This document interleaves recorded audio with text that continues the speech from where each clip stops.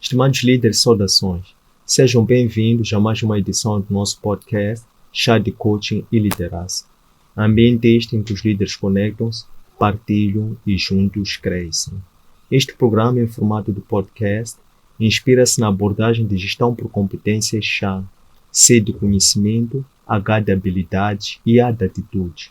Por via desta, nós convidamos líderes moçambicanos que se destacam nas mais diversas esferas de atividade produtiva para, na primeira pessoa, transmitirem suas narrativas de liderança, dando a conhecer que conhecimentos teóricos é que adquiriram, que conhecimentos práticos em forma de técnicas, ferramentas é que obtiveram para complementar aquele conhecimento teórico e que atitude em forma de ser, estar, caráter é que desenvolveram no seu posicionamento para poder acomodar quer aquele conhecimento teórico bem como prático.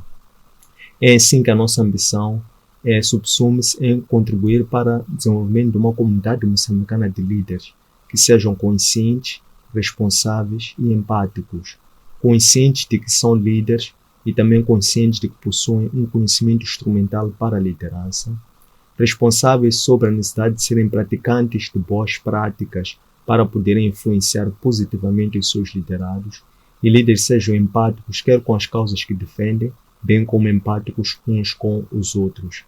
A técnica que nós privilegiamos é a comunicação, porque esta é uma das principais ferramentas da liderança, através da qual o líder transmite as suas ideias, ideologia, visão, de uma forma simples, compreensível e fluida, para que seus liderados possam não só compreender, mas também possam se apropriar da causa, para que ao fim da sua jornada ou existência, quando o líder se tornar dispensável, esta causa possa ser postergada para futuras gerações. Temos como líder convidado para a edição de hoje, Carlton Cadeado, ele que é docente, pesquisador de assuntos de paz, conflito e segurança internacional na Universidade João Quixissama. Carlton Cadeado, bem-vindo ao nosso podcast. Muito obrigado e saudações a todos que nos acompanham neste grande podcast. Muito obrigado. De onde é que emerge este interesse a partir da sua vivência na comunidade, enquanto uma resposta para necessidades naquela comunidade, interesse por esta causa ligada a assuntos de paz, conflitos e segurança? Eu tenho uma experiência de vida que me levou a discutir assuntos de paz, conflitos e segurança na escola. E faço questão de lembrar o episódio, apesar de meio triste, despertou o interesse. Foi a guerra no Iraque, em 1991, a chamada Operação Tempestade no Deserto, perdão. Eu ouvi falar de um nome de um senhor chamado James Baker. De tanto ouvir esse nome várias vezes naquele momento, percebi a diplomacia e, curiosamente, na escola também, entre colegas novinhos ainda, a gente apreciava e via aquilo. Então surgiu daí, eu quero ser um diplomata. Eu tenho que resolver conflitos como este senhor. Mas também naquela altura eu ainda estava meio confuso porque estava a ouvir também a falar de bons advogados. Não é? E naquela altura, faço questão de mencionar porque é assim como deve ser, eu ouvia falar de um nome de um senhor, grande advogado chamado Carlos Cauio, que é moçambicano, que eu quero ser como ele. Então assim a conversa fui juntando esses dois lados, da diplomacia, do direito, mas acabou ficando as relações internacionais, os estudos de conflitos, estudos de paz. E foi assim como começou. E senti-me engajado muitas vezes em discutir e ter acesso a muita informação sobre assuntos de paz e conflito. Muito bem, excelente.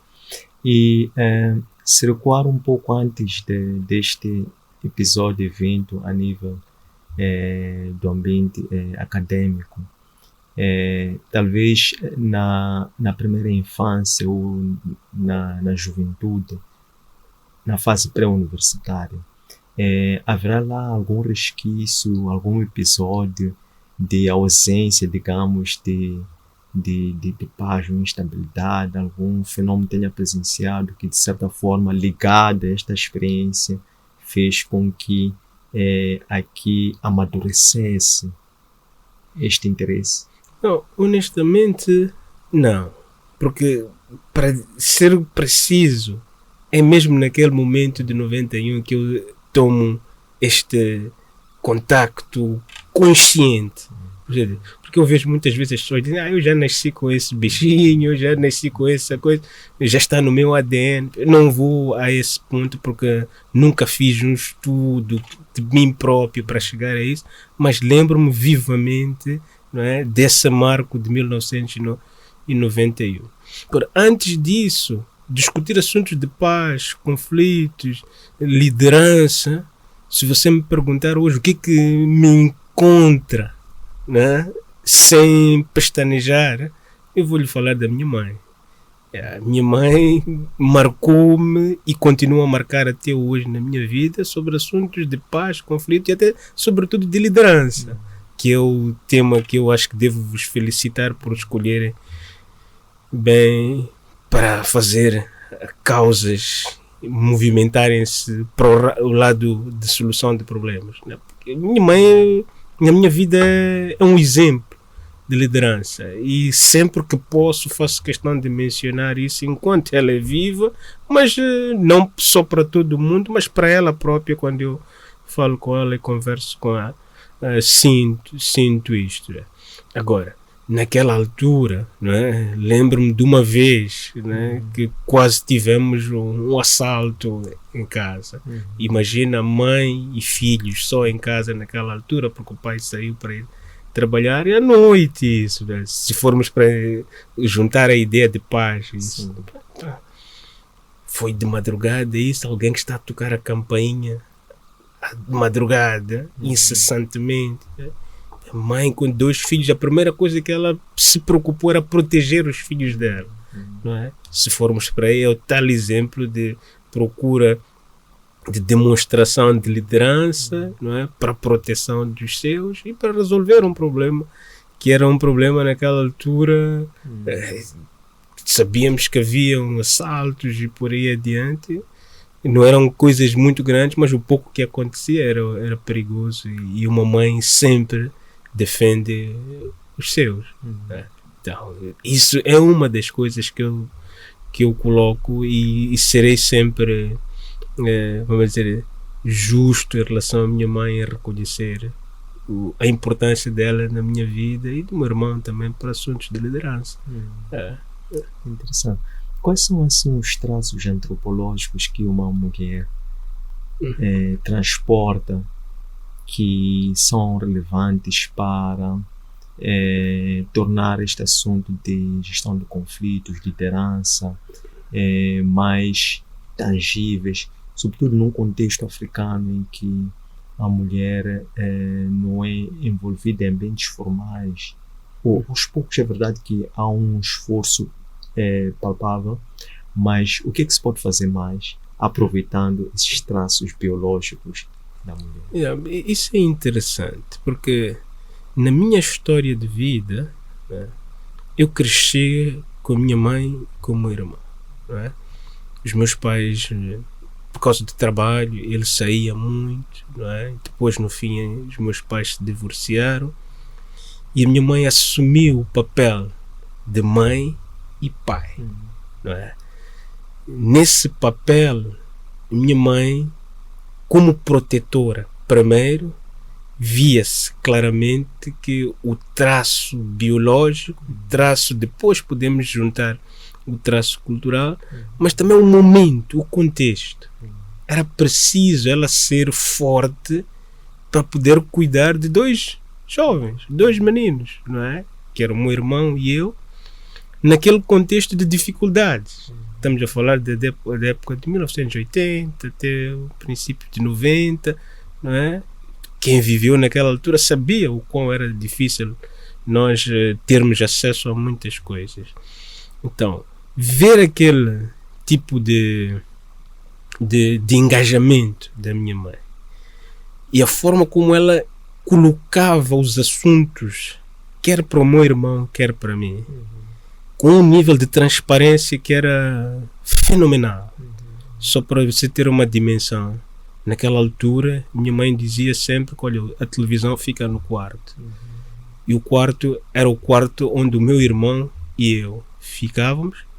Era ali onde nós conversávamos. Era ali onde nós víamos as novelas juntos. Não é? Às vezes ela própria dormia ali no nosso quarto. Não é? Então, era um momento em que nós discutíamos muitas coisas. Não é? Mais do que isso, era a forma como ela nos incentivava a preparar-nos para o futuro. Então, isto para uma jovem mãe com 2 filhos, naquele contexto em que a gente podia se perder por muitas coisas, pela droga, pelo álcool, até pelas namoradas, por aí adiante, porque nós conversávamos de tudo, não é? Só para você ver em termos de liderança, outra vez a forma coisa. Até as dores dela, minha mãe partilhava connosco. Né? Naquela altura, minha mãe tinha problemas sérios de cólicas e por isso mesmo.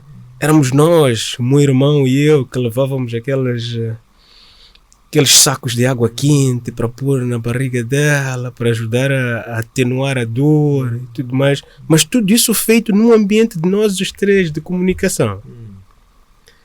Mas o elemento mais marcante que me toca até hoje é que aos 14, 15 anos, minha mãe junta o meu irmão e a mim e põe um envelope em cima de uma mala que ela tinha em casa. Assim. Ela diz, meus filhos, este aqui é o salário da vossa mãe. A vossa mãe ganha este dinheiro. Depois tira uma parte do dinheiro e diz, olha, Carlton, se faltar pão aqui em casa, se faltar manteiga, se faltar ovo e leite, a culpa é tua. Está a ver uma coisa dessas, 14, 15 anos, ele já te está a introduzir aquilo que hoje a gente chama de educação financeira, mas era também um elemento de gestão da casa e de liderança dentro da casa. Não é? Então, eu já sabia que ele não podia faltar isso. Mas mais do que isso, veja só, minha mãe nunca teve queixas de ouvir os filhos dela dizer que os filhos roubaram dinheiro em casa. Não sei, quando nós ouvíamos dos nossos amigos, aí os pais a reclamar e tudo mais, ela colocava ali assim.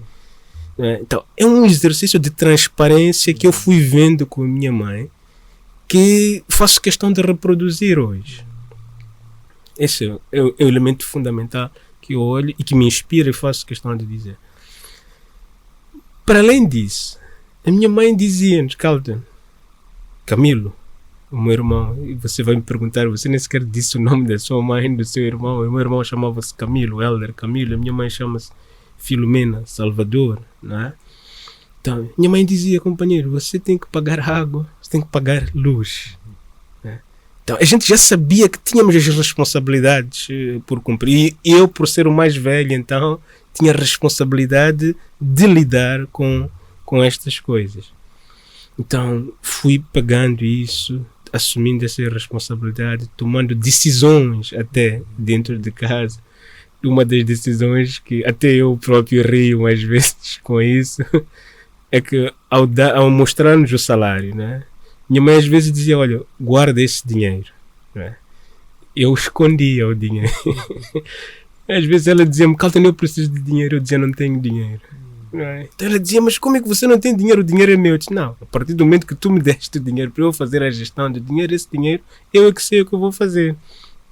Assim, nas brincadeiras, minha mãe às vezes dizia, você é um cacata. Perdoe uma expressão assim, mas quando eu junto isso hoje e vejo o significado disso na minha vida, penso que era uma introdução que a minha mãe me estava a fazer para a responsabilidade, se calhar também para tomar decisões conscientes, com liderança, que fazem um pragmatismo da vida de alguém que quer fazer as coisas no momento certo e de forma certa. Né?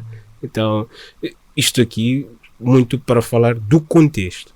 Agora, traços antropológicos, não consigo ver hoje, assim, juntar a minha mãe a esses traços antropológicos, porque a nossa cultura é uma cultura que ainda está a ser muito estudada, não é? e não temos muitos estudos que nos ligam à antropologia e à liderança das mulheres, à antropologia e à liderança dos homens.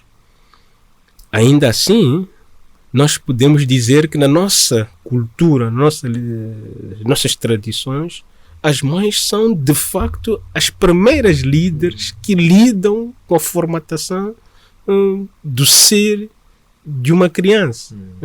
Porque são elas que cuidam de nós, da escola, dos estudos, né, da nossa alimentação e por aí adiante. Então, muito do que nós fazemos, vamos primeiro em função de que nós colhemos das nossas mães. E no meu caso, veja só, eu estou a dizer, desde a primeira infância estive com a minha mãe até ela assumir o papel de pai e mãe, líder na minha vida.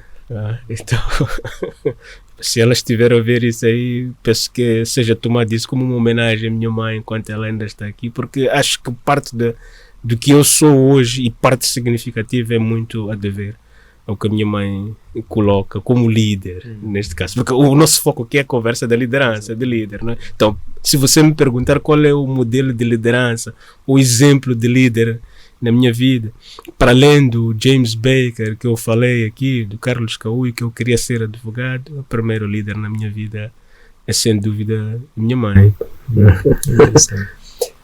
Qual é o pensamento de liderança do treino ou a escola de liderança com a qual se identifica?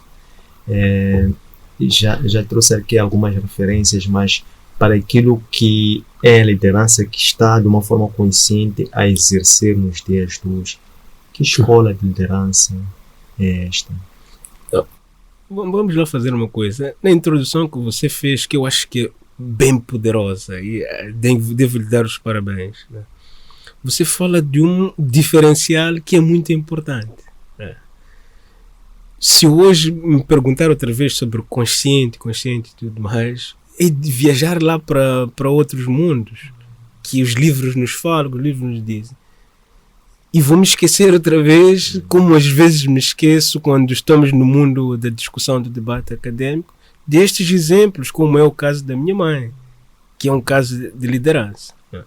Então, o primeiro paradigma, não é? O exemplo, ou a ideologia, se quiser, não tanto ideologia, seria um exagero, né?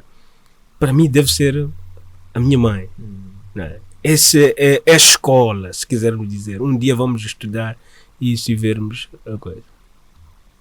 Por quê que eu estou a dizer isso?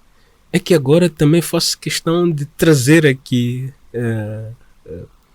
um outro exemplo marcante da vida de uma mãe que para mim é o exemplo de liderança. Como muitas outras mães que nós não nos lembramos de falar delas, porque estamos à procura primeiro de ver aqueles grandes exemplos do mundo.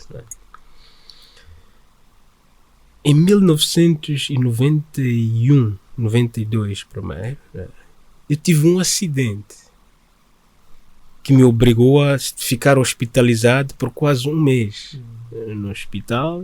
Um acidente que tocou com a minha cabeça. É um traumatismo craniano meio grave. Você não está a imaginar a forma como a minha mãe deu parte da vida dela e o choro que eu ouvia dela para salvar o filho dela. No dia que eu fui à sala de operações, conta a minha mãe que ela leu um livro nas 9 horas que eu estive no hospital, na maca, a operação. Mas se você perguntar ela o que é que ela leu, ela não sabe, já não se lembra. Porque ela dizia que ao mesmo tempo que ela lia, ela rezava a Deus e até foi ao ponto de dizer que se for o caso, leva a mim e deixa o meu filho. Epa, meu caro, isto é um exemplo grande de uma mãe que sente que tem que fazer de tudo para poder ver bem o seu filho. E para mim é uma enorme gratidão. Minha mãe às vezes não gosta de me ver sem o cabelo, porque lhe faz lembrar essa coisa, mas outra vez, são estes pequenos traços de liderança, de quem se preocupa com o outro. Porque liderar é isso, não é? Preocupar-se com o outro, para ver bem o outro, para transformar para o bem a vida do outro. Então, quando alguém lhe diz que, olha, Deus, se for o caso, leva a mim, mas deixa o meu filho. Isso é poderoso. Não é? É aí onde você vê até onde alguém é capaz de dar, por si. Esse foi um grande exemplo da minha vida. Não é? O último que eu quero mencionar, em 96, 97, eu já disse isso algumas vezes também. Minha mãe dizia para mim assim: meu filho, eu não estudei muito. Então tu estás-me a pedir agora 499 meticais para comprar um par de sapatos para ir para um baile de finalistas. Eu não tenho esse dinheiro, meu filho. Estuda. Quando tu acabares de estudar, meu filho, tu saberás muitas coisas, terás muito conhecimento, vais ganhar o teu dinheiro, vais ter o teu trabalho e tu vais fazer isso. Epa, sabe? E ela a dizer isso seriamente. Passados uns dias assim, eu pedi dinheiro a ela para comprar algumas coisas para fazer trabalho na escola. Ela tirou o dinheiro e deu-me. Mas aqueles 429 meticais, não me esqueço. Ela disse: meu filho, não tem. Vamos comprar um outro par de sapatos para tu ir ao baile, e tu vais ao baile com certeza e tudo mais. Porque já tínhamos gasto dinheiro até para fazer o fato, não é? Coisa aí. Então, aquilo marcou-me. Estuda, meu filho. Estuda. E veja só outra vez até onde vai a preocupação dela. Comigo e com o meu irmão. Não é? Quando eu faço o exame de admissão no primeiro ano, não consegui entrar para a universidade. Ela viu a dor do filho. No ano seguinte ela disse: meu filho, tu vais concorrer a uma universidade privada, se for o caso. Havemos de vender o que for necessário, mas o dinheiro vai aparecer e tu vais estudar. Até sinto um arrepio de me lembrar dessas coisas. Mas tudo porque ela estava preocupada em me dar uma ferramenta que ela não teve a oportunidade de continuar. Não é? Mas ela insistia-me sempre: estuda, estuda. E só o fato dela dizer que nós vamos encontrar esse dinheiro. E de facto, no ano a seguir, só de ouvir aquilo, eu estudei para me preparar para os exames de admissão, e no final do dia, quando eu fui fazer o exame de admissão, entrei em 3 universidades. 2 privadas e uma pública. Quando fiz as contas, porque eu queria ser o tal de diplomata e tudo mais assim, não é? Quando fizemos as contas, eu disse à minha mãe: eu vou para as relações internacionais, eu vou estudar relações internacionais. Mas também estava a pensar no peso que seria ir estudar para uma universidade privada, porque eu entrei para o curso de Direito, que eu queria ser ou diplomata ou um grande advogado, não é? Mas foi por aí, pressionado pela dor de uma mãe que estava disposta a fazer de tudo para encontrar dinheiro, inclusive vender o que fosse necessário vender, pagar. Um dos sítios onde eu ia estudar era para Nampula, nem sequer tínhamos dinheiro para pagar a passagem naquela altura. Mas veja só o que é isso. Sinto-me até um pouco arrepiado de me lembrar dessas coisas, porque são assuntos de dor de uma mãe, de sacrifício de uma mãe, que eu acho que foi uma grande líder na minha vida e que hoje eu sigo muito do que ela me coloca. Muito obrigado por este ensinamento. Então a minha escola de coisa não são essas teorias liberais, líder autocrático, não vou por aí. Assim, quando estivermos na sala de aulas, a gente pode discutir essas coisas aí, nesses moldes muito academicistas. Né? Excelente. Onde é que foi encontrar esse tempero que reflete na moderação que tem ao expor as suas ideias sem se deixar levar pelo apego às ideologias? Será que foi, por um lado, a diplomacia? De que forma é que eventualmente a diplomacia foi instrumental para lhe dar esta ponderação em termos de inteligência, empatia, inteligência social, compaixão, inteligência emocional? Como desenvolveu esse tempero? Isso é interessante, porque eu convivi sempre, na minha fase de vida, com gente mais velha do que eu. E jogaram um papel muito importante na minha vida. Há de ver uma coisa interessante: eu cresci a jogar futebol. E essa era uma das lutas que eu tinha com a minha mãe. A gente chamava naquela altura doente de futebol, para dizer viciado de futebol. Eu tinha um vício por futebol e acho que a seguir o futebol era a escola, até chegar o momento que eu inverti a coisa. Primeiro a escola, depois é que vinha o futebol, outras coisas. Então, sendo mais novo, os mais velhos, por me verem naquele ambiente de jogador de futebol, eles eram capazes de me colocar a jogar futebol com os mais velhos da equipe deles e deixar os outros, né? Eles diziam que não, você é um bom jogador, você tem energia e tudo mais. A coisa. Tá? De facto, isso me ajudou a estar envolvido em sempre gente mais velha. Aqui, agora você tem, este programa hoje vai desenterrar muitas boas memórias. Né? Lembro-me uma das vezes que minha mãe tinha horários conosco. Eu quero-vos a casa, a hora do almoço, todo mundo comer o garfo e faca. Na hora da tarde, todo mundo já tinha que estar de banho tomado, pijama, fazer os TPCs e por aí adiante. Um dos dias, naquela indisciplina de uma criança, eu fico e passa a hora. Mas eu estava embaixo do prédio onde a gente vivia e estava a conversar com os mais velhos, que eram os nossos vizinhos. Minha mãe desce, eu vejo ela vir em minha direção com uma cara furiosa. O que é que tu estás a fazer aqui que não estás a cumprir a hora? Mas assim do nada depois ela parou, ficou a olhar para mim ali assim. Eu continuei a falar, mas já a ver, pô, quando eu chegar ali, vem bronca. Como é? Já ela deixou uma coisa. Lá saí, subi com a minha mãe para casa. Quando eu estava à espera de vir a bomba, ela pegou a cabeça assim e disse: mas meu filho, o que é que tu estavas a falar ali no meio daquela gente grande toda? E de facto, eu sempre tive essa coisa de falar no meio das pessoas. E aquilo para ela era estranho. Tu és um miúdo, ainda estás a falar o que ali no meio daquelas pessoas. Mas era esse ambiente dos mais velhos que a gente convivia ali, que eles nos ensinavam, nos alertavam para as coisas, inclusive estas coisas de droga que a gente está a falar aqui. Eles falavam, que era uma chamada de atenção. E mais do que isso, nossos pais jogavam futebol connosco. Não é? Então nesse ambiente a gente interagia e se calhar também ajudava a moldar a coisa. Esse é o primeiro aspecto. O segundo aspecto e mais importante, já na fase posterior, é o lado da diplomacia. É o lado da diplomacia e o lado da sala de aulas. Eu participei em muitos programas de treinamento, né? Sobre liderança, sobre psicopedagogia, né? Inclusive ser professor de gente mais velha, né? Eu lembro-me quando eu entrei para o Instituto Superior de Relações Internacionais na altura, para a fase da profissional, como professor, como docente, como investigador.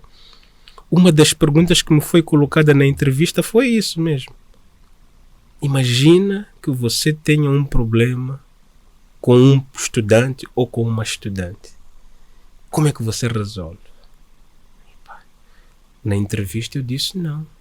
Eu tenho que ser um profissional, ética, deontologia. Claro que eu tinha preparado para aquela entrevista, não é? Então fui pegar aqueles conceitos tudo, não é? E que devia ser assim mesmo, profissionalismo, rigor, profissionalismo, não é? Mas na vivência, ao lidar com as pessoas, percebi que de facto você tem que ter este lado diplomata de abordagem dos assuntos na resolução de conflitos, para evitar conflitos, para gerir conflitos, e sinto que isto é. Por último, não posso deixar de dizer aqui, né, que aprendi muito deste lado num trabalho com atenção às qualidades do presidente Chissano. Eu tive, felizmente, a oportunidade de participar em alguns cursos e trabalhar, inclusive, a apoiar assuntos de paz e conflitos.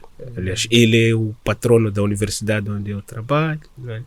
Então, ver estas coisas estudar o que ele fez, que é para não ficarmos só nos James Bakers lá para fora, que nós temos nossas realidades aqui dentro, aqui de casa. Não é?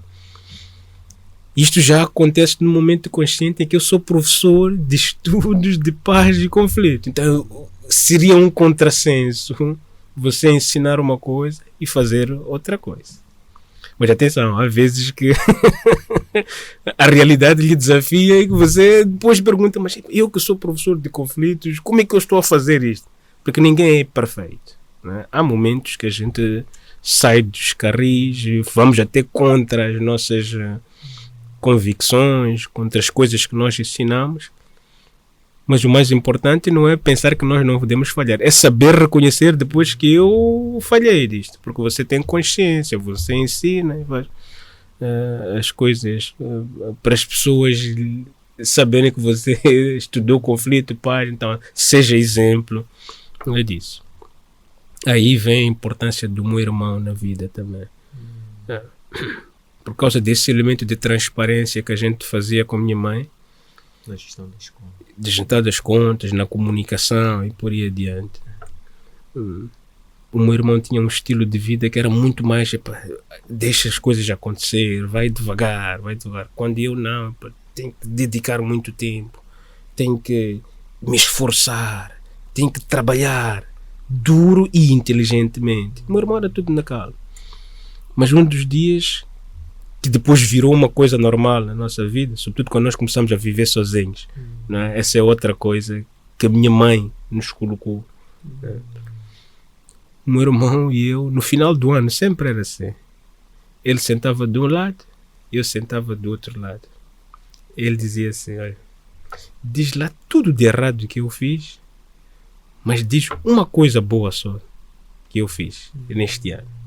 Depois ele tinha tarefa também de dizer tudo de errado que eu fiz e uma coisa boa que eu fiz e vamos para o próximo ano. Então este era um tipo de comunicação, não é? Que ajudava a ser ponderado em relação ao meu irmão, porque ele dizia sempre para Carlton, tu tens a forma de ser e estar, eu não posso ser como tu és, gostaria de ser, mas não é esse o meu estilo. Então aquilo ajudou-me também a perceber o outro lado. O outro lado. Isso também no dia a dia com estudantes, né? Sobretudo com os meus estudantes. Né? Só um exemplo para você ver.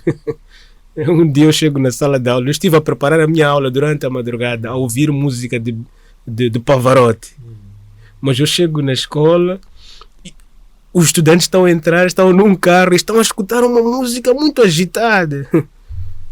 Mas companheiros, vocês conseguem ter inspiração com essa música para virem para a sala de aula? E uma estudante levanta e diz, professor, cada um tem os seus sinais ou aspectos de inspiração. Nós estamos inspirados com este barulho. O professor está inspirado com esse Beethoven, é o seu Beethoven. Outra vez, respeita o outro lado, o gosto do outro e compreendo a luta do outro. Por último, mesmo nisto, é também o lado religioso. Eu cresci a ir à igreja, hoje já não vou tanto quanto eu ia lá, mas há esse lado religioso com o meu avô, né? Com o meu avô, gentia muito e debatíamos os assuntos em casa. Né? Então, faça sempre o bem ao outro, era a coisa. Eu lembro-me que um dos dias, assim a conversar com o meu avô, dizia-me, faz lá um resumo do que diz a Bíblia. O meu avô ficou a falar muitas coisas, não sei quanto. Eu disse, não, um resumo na Bíblia é amor só.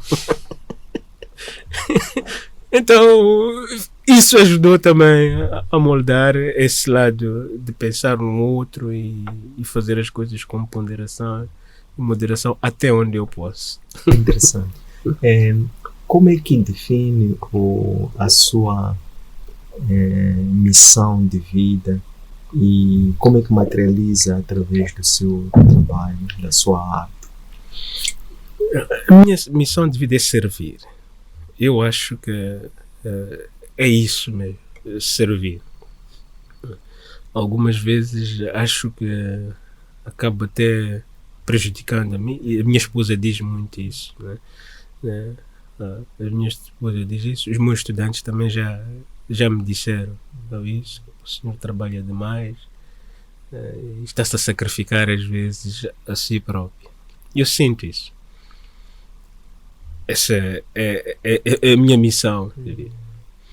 Na sala de aulas, eu tenho a impressão de que faço muito para as pessoas saberem o que eu sei e ter saber mais do que eu sei. Às vezes, e isso estou a dizer do exemplo de uma estudante que me disse: professor, essas coisas que o senhor sabe, o senhor construiu durante muito tempo. Eu estou a dizer senhor, mas os meus estudantes tratam-me pelo meu nome, Carlton. Então, sinto que isto ajudou-me a perceber também que é preciso comprometer-se com alguma coisa. E eu me comprometi muito com o servir. Na escola. Eu inclusive perdi uma namorada há uns anos atrás por causa dessa coisa de servir. Ela disse: não, Carlton, tu não tens tempo para mim. Estás mais focado no teu trabalho e nas tuas coisas. Mas isso ajudou-me depois a ter que pensar na questão de dosear o esforço em servir, em dedicar a minha profissão, né? E pensar também no meu lado social, no meu lado familiar. Se você me perguntar se eu consegui fazer isso, acho que consegui um bocadinho só, porque continuo a ter a mesma atitude em relação ao compromisso com o servir. Por isso, quando eu me comprometo com alguma coisa, tento ser o máximo possível fiel à minha palavra, porque o homem mede-se por aí, né? Se você não é fiel à sua palavra, onde é que está o seu valor? Então, é preciso ser fiel à palavra. Então, esta é a forma como é. Agora, vezes sem conta, isso também prejudica por vezes. Porque você quer ser fiel à palavra, quer servir a todo mundo, quando nós não podemos ser fiéis a servir a todo mundo.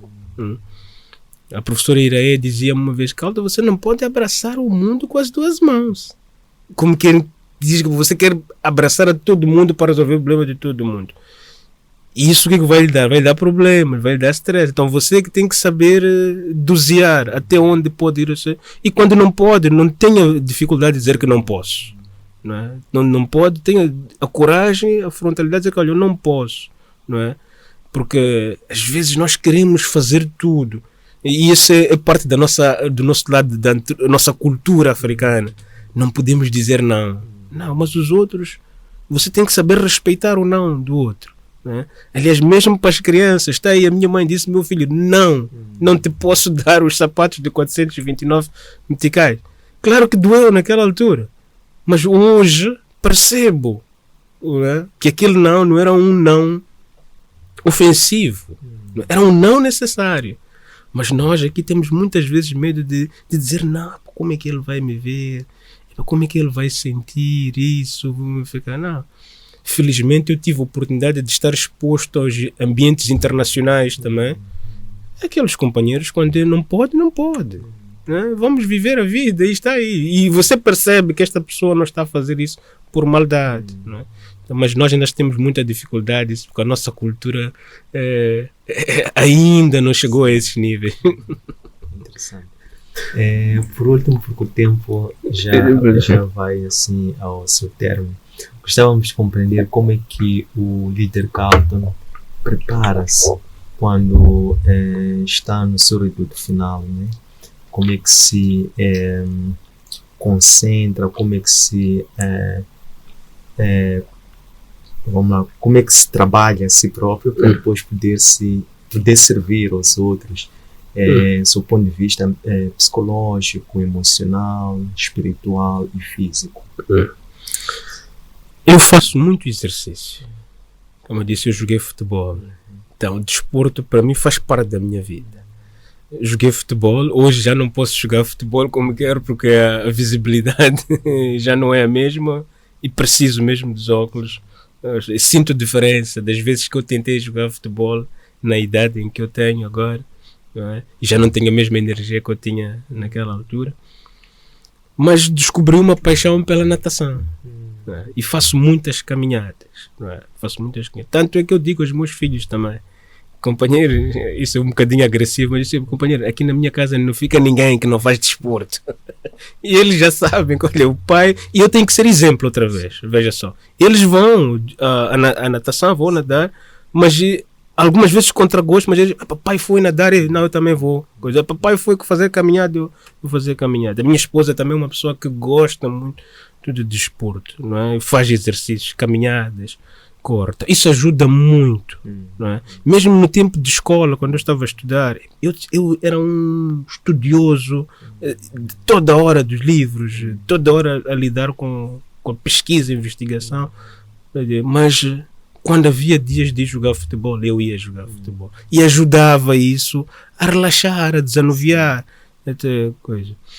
Veja só que mesmo quando eu estava a escrever a minha tese, eu ia fazer as caminhadas, não é? E naquele momento de caminhada às vezes apareciam ideias, não é?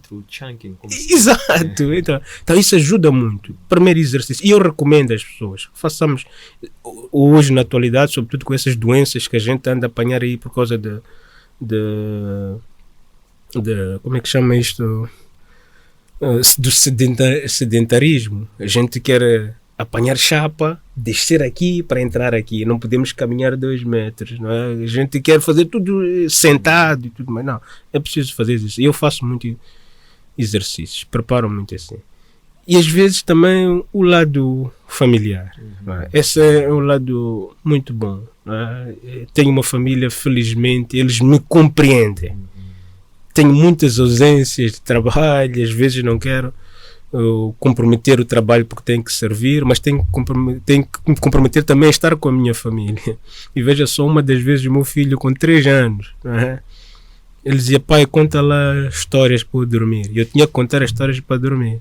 Mas uma das vezes eu disse, filho, não posso, porque o meu chefe me deu uma tarefa. E ele aprendeu essa coisa. O chefe disse. Mas de ver muitas vezes o pai a dizer, eu não posso, meu chefe. Ele disse, pai, eu preciso falar com o teu chefe. Que é para ele me dar o teu trabalho, para eu fazer, que é para nós podermos brincar. Então, isso é uma lição, não é? Uma chamada de atenção. E passo a dedicar um tempo. Pois. De manhã eu vou deixar o meu filho à escola, quando posso, à tarde vou para buscar ele, assim, converso com ele. Aos sábados é um dia que, se você me ligar de manhã até as 16, 17 horas, não lhe vou atender. Hei de ver a chamada, vou lhe retornar depois. Não é? Por quê? Porque estou a dedicar aquele tempo, que é o único tempo que eu tenho para ele. Porque basta chegar o domingo já comecei a trabalhar. Então isso ajuda muito. E depois, obviamente, fazer as coisas que a gente gosta com gosto. Não é? Isso ajuda também a preparar. Porque hoje, se você me perguntar se eu vou dormir sem ler alguma coisa, custa. Se você me perguntar se eu vou dormir sem eu ligar a televisão para ver o noticiário, custa. Né? Então faço as coisas que eu gosto, né, para me preparar e sobretudo com a tranquilidade que eu tenho que fazer e fazer bem as coisas que estão a fazer, porque afinal de contas há muita gente que está a ver as coisas que a gente está a fazer nos dias de hoje. Para nós outros, sobretudo que temos essa exposição grande, qualquer coisa que a gente faz no público ou no privado chama atenção, e isso ajuda também a ser um pouco ponderado, um pouco moderado na forma de preparar para sair de casa e na hora de voltar para casa. Muito obrigado por este tempo em que pudemos colher de si estes ensinamentos de vida, né?